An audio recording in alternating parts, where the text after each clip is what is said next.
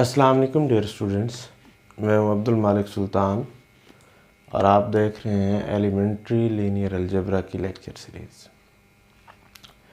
Last 2-3 videos में हमने matrices से रिलेटेड बहुत सारी डेफिनेशंस देखी हैं।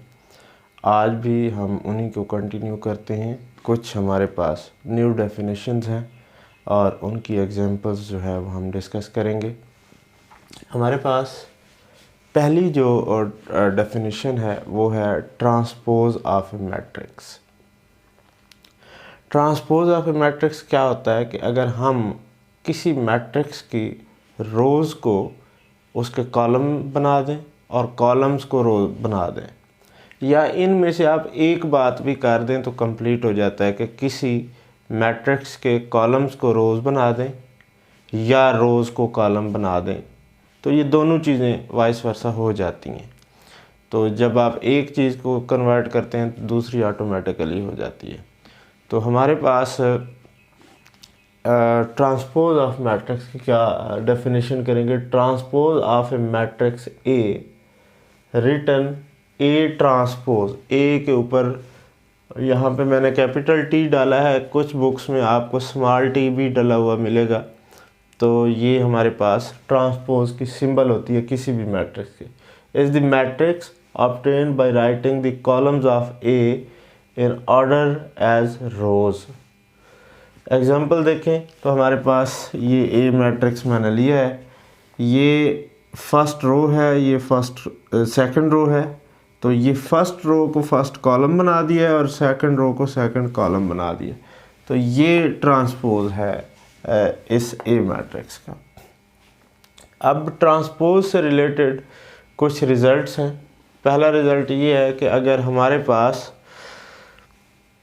दो मैट्रिसेस को ऐड करके उनका हम ट्रांसपोज लें, ए प्लस बी पहले लें फिर ट्रांसपोज लें, या हम ए का ट्रांसपोज लें बी का ट्रांसपोज लें और उनको ऐड करें तो आंसर सेम आएगा।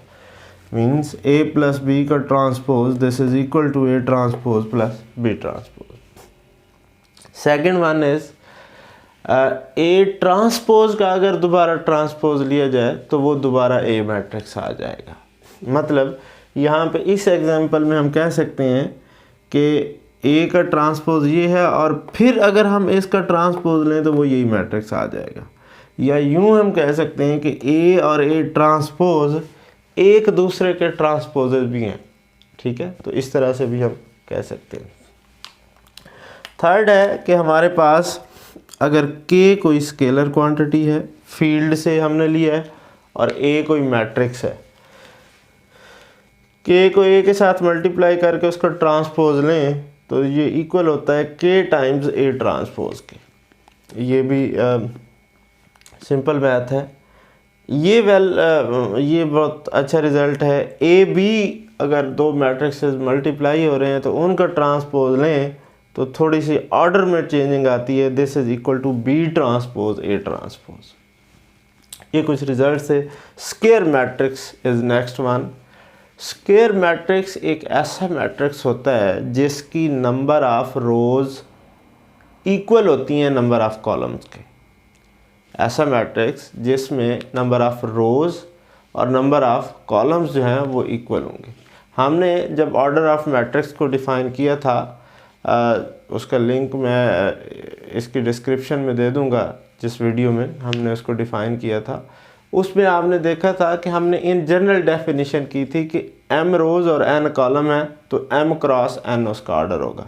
अब यहाँ पे स्क्वायर मैट्रिक्स में चूँकि नंबर ऑफ़ रोज़ और नंबर ऑफ़ कॉलम इक्वल हैं, लेट से n है, तो n क्रॉस n मैट्रिक्स को हम सिंपली n स्क्वायर मैट्रिक्स भी कहते हैं।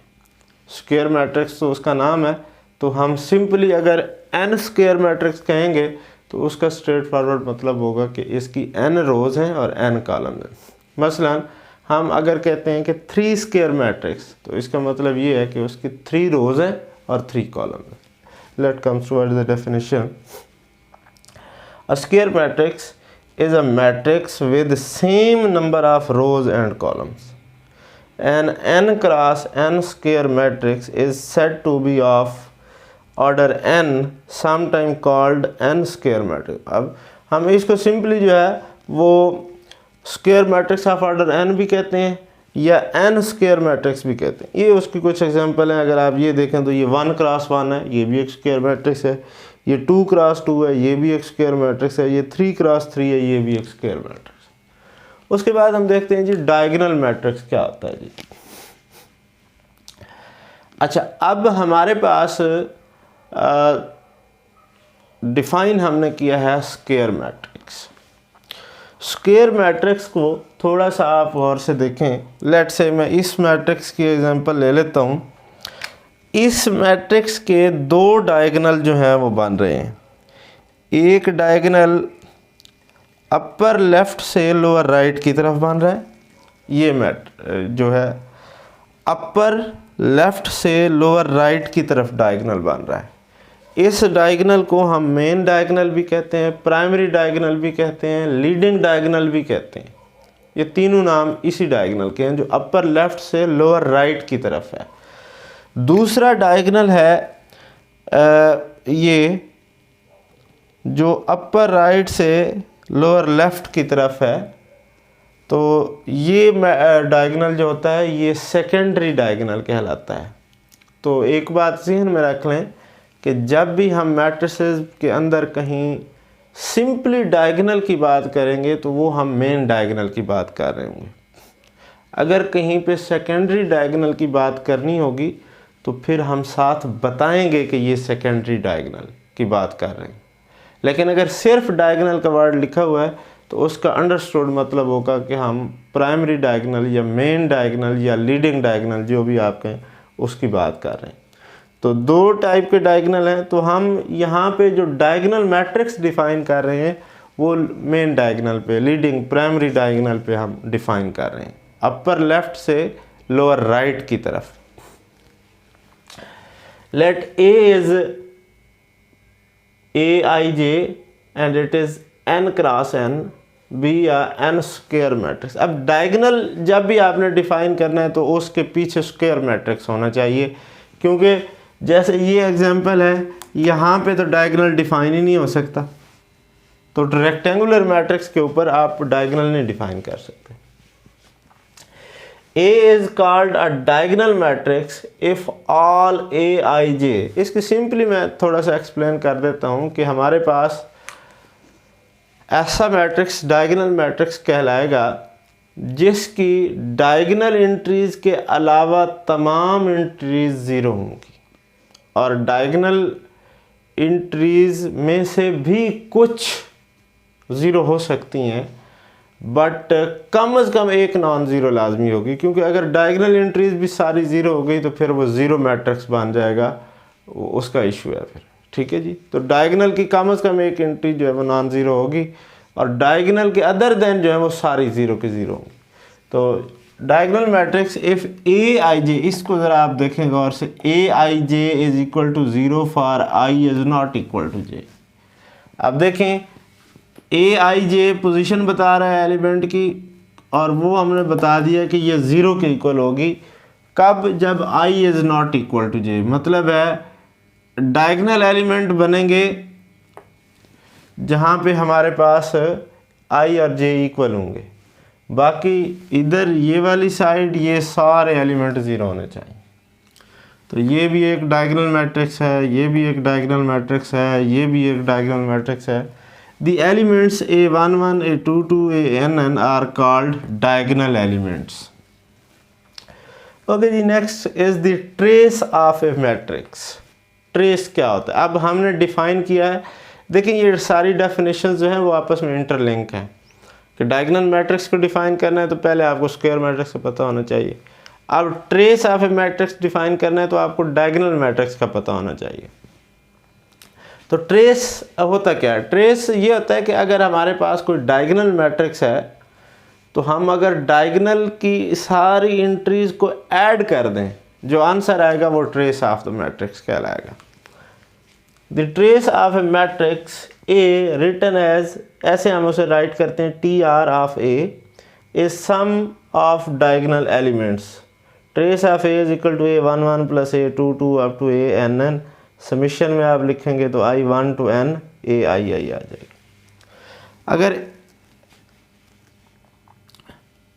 मिसाल के तौर पर आप इसका ट्रेस फाइंड आउट करना चाहते हैं तो 2 + 1 3 हो जाएगा। इसका ट्रेस फाइंड आउट करने 1 + 2 + 9 12 आ जाएगा एंड सो ऑन। इसका ट्रेस ये लिख दिया है हमने A11 A22 A1 का सम जो है।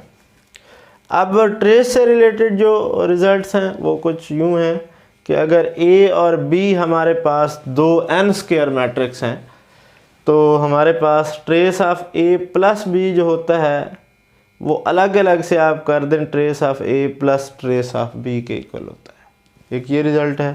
Second, trace of A transpose जो होता है वो ट्रेस ऑफ A के इक्वल होता है। ट्रेस ऑफ के कोई स्केलर नंबर है that is equal to K times trace of A के इक्वल होगा। और ट्रेस ऑफ AB जो होता है वो इक्वल होता है ट्रेस ऑफ BA के। ठीक है, अगर आप AB BA करते हैं तो डायगोनल एलिमेंट सेम रहते हैं इस प्रोडक्ट में, बाकी एंट्रीज जो हैं वो चेंज हो जाती हैं। तो ये एक छोटी सी वीडियो थी, 2-3 डेफिनेशंस उनकी कुछ एग्जांपल्स के साथ। आप ख़ुद भी इनकी एग्जांपल्स प्रैक्टिकली करें। कोई इशू है तो वो डिस्कस करें। आप कमेंट्स में भी पूछ सकते हैं, ग्रुप में भी भेज सकते हैं अपना question. Thank you, keep watching, Allah हाफिज़।